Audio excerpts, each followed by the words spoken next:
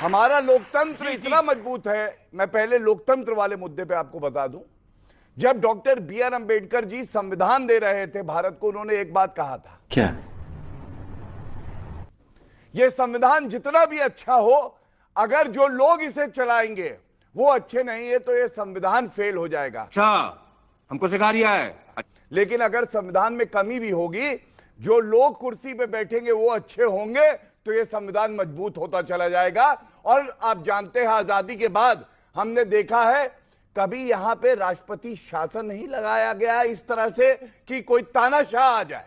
यहां पे कभी ऐसा नहीं हुआ। हां, आपातकाल को छोड़ के ये लोकतंत्र खत्म होना होता है कि आदमी घर से निकला, बीवी ने कहा सब्जी ले आइए, उसको पकड़ा और नसबंदी करा दी। और 2 लाख से ज्यादा लोग जो है आपने जेल में भर्ती कर दिए थे, केवल इसलिए क्यों जेल में डाला? क्योंकि आपका विरोध करते थे। और मैं नरेंद्र मोदी जी की मां पे एक बात चर्चा के लिए आ रहा था, मैंने कल वो एआई वीडियो देखा, मुझे इसलिए पीड़ा हुई। झूठ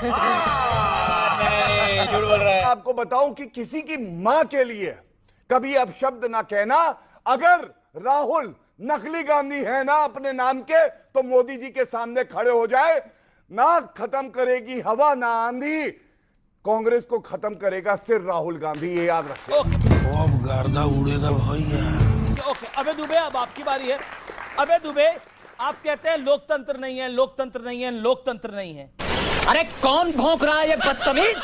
मतलब मोदी की मां का अपमान, मोदी को डेली गाली, और कितना लोकतंत्र चाहिए? नेपाल बनाने की कामना, आपके बड़े नेता हैं, राहुल गांधी के करीबी हैं उदित राज, वो कहते हैं नेपाल बनेगा भारत। अरे कहना क्या चाहते हो? दिवंगत मां मोदी जी को सपनों में आती है, मां पर राजनीति न करने का पाठ पढ़ाती है। बिहार की नौजवान पीढ़ी बेरोजगारी की आग में झोंक दी जाती है। ये बड़ी अच्छी बात कही आप। जनता पलायन के लिए मजबूर की जाती है। मोदी जी की मां मोदी जी के सपनों में आती है और मोदी जी को 70,000 करोड़ रुपए की लूट न करने का पाठ पढ़ाती है। बिहार में आप कल्पना नहीं कर सकते क्या किया 20 साल की सरकार ने। बाबा साहब अंबेडकर जी का जिक्र किया।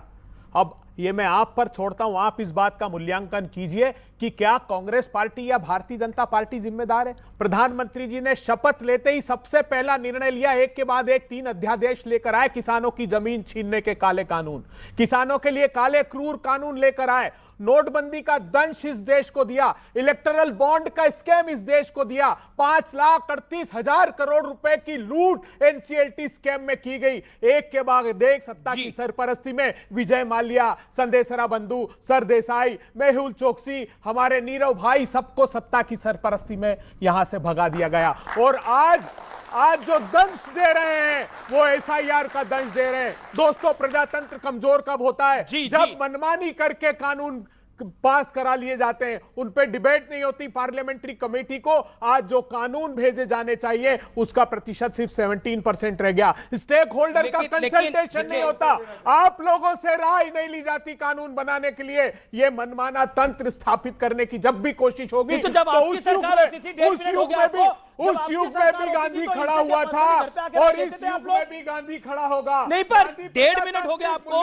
आप कह रहे जब इस समय इन लोगों से राय नहीं ली जाती, इन लोगों की राय के बाद, इन लोगों के वोट के बाद तो मोदी प्रधानमंत्री बने हैं। पहली बार नहीं, दूसरी बार नहीं, तीसरी बार प्रधानमंत्री बने हैं। वोट चोरी से